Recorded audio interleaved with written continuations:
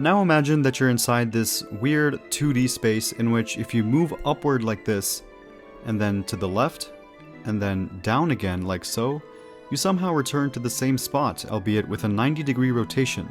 Pretty strange, until we consider this sort of other point of view where we actually get to see how the flatland space we were operating in this whole time might look like from an outsider's perspective. An outsider that doesn't live inside this space and thus can view it as a sort of fabric of its own, which necessarily requires this portal in order to explain the premature return to the starting spot.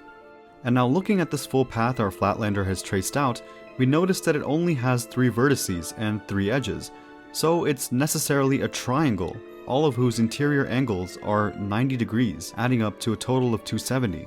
This edge going through the portal is not actually broken up, it just appears that way from the arbitrary way that we've chosen to represent the space, in a way that makes better sense to the outsider. Now, how about we go ahead and actually identify the 2 portals to seal them shut, but to do this in a way that doesn't cause any stretching or squeezing of the space, we need an extra dimension.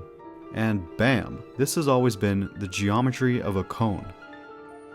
What's even awesomer is, for a thinner cone, the flat, portal-like representation of the space is less fanned out in comparison. So a single straight line drawn in this geometry can have many different broken up segments, but of course if you fold it together again, we can see that it's one continuous straight line path. That is not straight. Okay, yeah, it's a bit counterintuitive, but this path really is a straight line with respect to the cone's geometry, because if you imagine driving a car along this path, you wouldn't have to turn the steering wheel at all to stay on track.